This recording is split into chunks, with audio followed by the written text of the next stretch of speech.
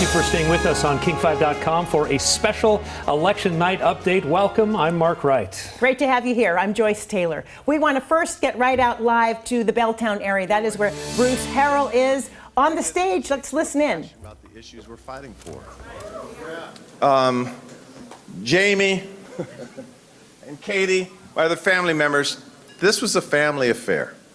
And I will tell you, while I would like to think that they did it for me, they believed in me, but they believed in our message. And the reason you were invited here tonight, and I could look at all of you, the reason you were invited here tonight, well, let me be honest with you.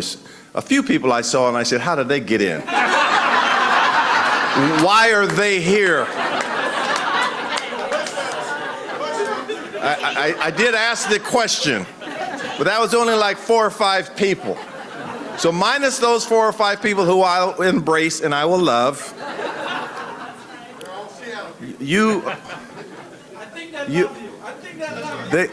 they are here.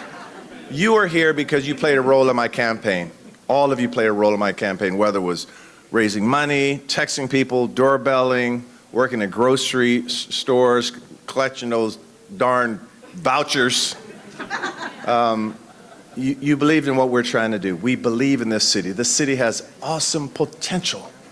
And I will close by saying this, that I mentioned this several times, that when we talk about social justice and making sure we have a pathway of opportunity for everyone, that I'm just going to ask by show of hands. And I laugh a lot because that's what we're supposed to do sometimes. How many in here are half Japanese and half black? Raise your hand if you're half Japanese and half black. See that? Jimmy Rogers, 2-time Rose Bowl champ. Jimmy Rogers, put your hand down. And I say that not to say that, look at me, never. That is not the point of that. The point is that when I grew up and we talked about race issues and we talked about the content of one's character, it was very difficult for me as a child. I just didn't know where I fit in, and so I made it a life's mission to not look at just race. It's apparent. We celebrate our diversity, whether it's religious or any way you define diversity. We celebrate that. But I always had to struggle to find out what we had in common. What we have in common, that pathway of commonality.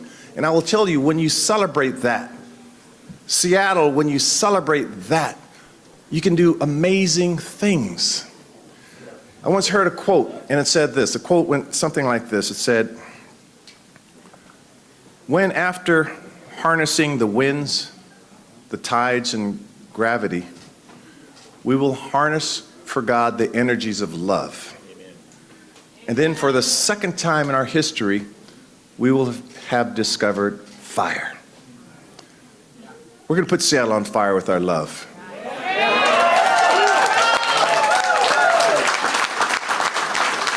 We're going to have a new conversation on homelessness, a new conversation on education, on transportation, on climate change, a new discussion because it's going to be rooted on the love we have for each other and the love we have for this city. Thank you very much, Seattle voters. Thank you so much. Thank you. Well, that's Bruce Harrell sounding very optimistic. After 131,000 votes came in, Harrell has 65% of the vote to Lorena Gonzalez's 35%. So an optimistic party in Belltown. So we're going to break down the night's biggest races for you right now. We are joined by our King 5 political analyst, Ron Sims, former King County Executive and Deputy Secretary of HUD in the Obama administration, along with Scott McClellan, former White House press secretary under President George W. Bush. So let's start with a look at where things stand in some of the big races here in Seattle and in greater King County. In the race for King County Executive right now, the incumbent Dow Constantine has 58% of the vote. His challenger, Joe Nguyen, the state senator, with 42% of the vote. Let's go to King County District 3. Incumbent Kathy Lambert versus Sarah Perry. You can see here, this is still a pretty close race. There are still lots of ballots to be counted, but Perry is winning at this point, 55% of the vote to Lambert's 45%. You may remember Lambert faced intense criticism last month after many felt a flyer that she sent to her constituents was racist. Let's bring on our King 5 election analysts right now, Ron Sims and Scott McClellan. Ron, let's begin with you. On the Seattle mayor's race, 65% of the vote, at least in the first counting of the ballots. What's your take? I think that the person who has 65% of the vote at this time will be the mayor. That's been the history when you have the early numbers in the general election and the margins that are this significant. So I think that you're looking at Mayor Harrell. Scott, I want to bring you into the conversation here. What do you think was the differentiation point? What was the point of distinction between these two candidates, Harrell and Gonzalez? Well, I think if you look at it from a big picture, that the difference was that voters are saying they want a more pragmatic, progressive approach, that we're moving away from, in Seattle, the activist, ideological, progressive approach. It's very clear by the margin of that vote you're seeing tonight for Harrell, and I agree with Ron. That was all but an acceptance speech from him a minute ago. He is going to be the next mayor.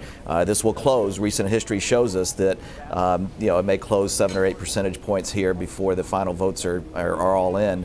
But leading 65-35, that's a strong win for Harrell, and he may well stay over 60% when all votes are counted. Wow. So I think you look at the key issues: policing, public safety and policing, and the differentiation there, the homelessness issue, and an issue around encampments at parks, and then single-family zoning became a big issue for homeowners and neighborhood groups. Yeah. Gonzalez stating that she wanted to cut the police department budget at one point, did not favor homeless camp sweeps. Harrell held just the opposite position. Ron, let me ask you, that attack ad against Harrell that came up fairly late in the campaign that some said was racist, do you think that was a game changer? It was a game changer with a lot of people, and it was an inappropriate ad, and she's admitted to that. But it was one of those ads that one would not expect to see in a mailing for a mayorship, and I think a lot of people simply said enough of this, and they wanted to go back to they wanted a city that seemingly was not going to have those kinds of differences mailed out or talked about or discussed or campaigned upon. They want a unified city of Seattle, and they got one. Scott, I want to just wrap things up with you. Do you think tonight's election, if this result stands with the mayor's race, do you think this is a turning point for the city of Seattle, given all of the turmoil that we've seen over the past 18 months to 2 years? I think this was a turning point election for Seattle, given what we've been through the last couple of years in the pandemic, going back to the CHOP or the Chaz, and at the aftermath of the horrible killing of George Floyd, and all that has happened since then, and then looking at that downtown and what has happened in downtown Seattle, and people saying they want a more livable, vibrant city, and we've got to address homelessness and public safety in order to get back to that vibrant economy and livable city that people are voting for tonight, I think. All right, Scott, Ron, thank you so much. We'll be back to you in just a minute. Meantime, communities in the North and South Sound are voting for mayors tonight, so let's break down some of those races for you. To the south, Tacoma Mayor incumbent Victoria Woodards right now is leading with 58% of the vote against her challenger, Steve Haverly, 42% of the vote. Woodard's campaign manager just declared victory in an email to King 5. So you have that there. Up north in Everett, incumbent Cassie Franklin is taking on Steve Ose. And Franklin right now, the incumbent with a commanding lead, 74% to Ose's 26%. We want to get back to our analysts, Ron and Scott. The King County Council race between Kathy Lambert and Sarah Perry, that is one that we're watching very closely as well. As you know, Lambert came under fire after she sent out that controversial campaign flyer that many people found to be racist. I'm going to start with you, Scott. Did she handle that appropriately? No, she didn't handle it well at all. She should have never run that flyer. It should have been nixed from the very beginning. She should have recognized the problems with it, the racial undertones, and everything else about it. And I think that really was a big game changer in this race. I think that what we're seeing tonight is going to be hard for her to overcome, and that you're going to have and you also had a strong campaign by Sarah Perry. Let's look at that. She ran a smart, strong campaign, and she was really active out there trying to earn the vote, the support of the voters. But then when that flyer came along, that that did Kathy Lambert in, I think, based on what we're seeing tonight. We'll see when the final results, but that's going to be a hard margin to overcome, particularly when more progressive votes are going to be coming in, after election night.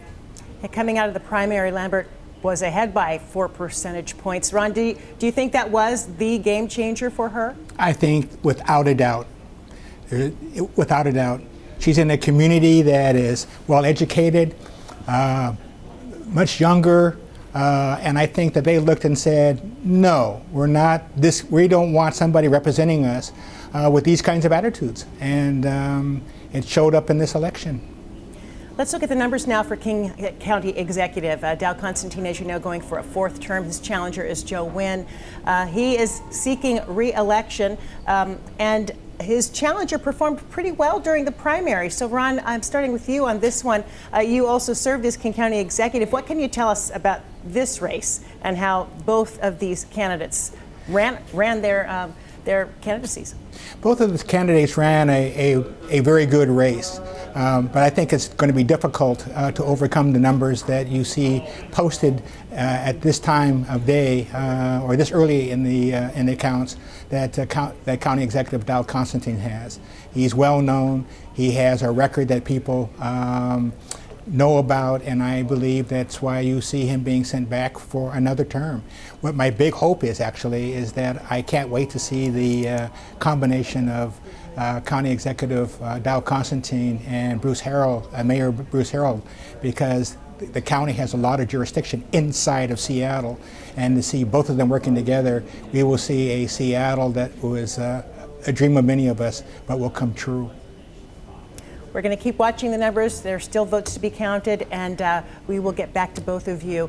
We are keeping a very close eye on a few other races. As you know, in Seattle, we want to get to more results for you. Let's talk about the Seattle City Council race. This is position 9, Nikita Oliver versus Sarah Nelson. This is a citywide at-large seat, which is being left vacant by Lorena Gonzalez, who, as you know, is running for mayor. And do we have the numbers? Stand by. We'll get them. There you see Nikita Oliver down by about 20 percentage points at this point. Sarah Nelson with 60% of the vote. Oliver with 40%. All right, let's go to the District 8 for the council. Again, this is an at-large seat, and right now, Teresa Mosqueda has 53% of the vote. Kenneth Wilson has 47%. This was expected to be one of the really close battles between Mosqueda and Wilson. Mosqueda emerged from the primary with about 60% of the vote. Wilson took home 16% in the primary, a very crowded field of 11 candidates, but he has made up a lot of ground. So at this point, this race is far from over. Again, City Council District 8 there.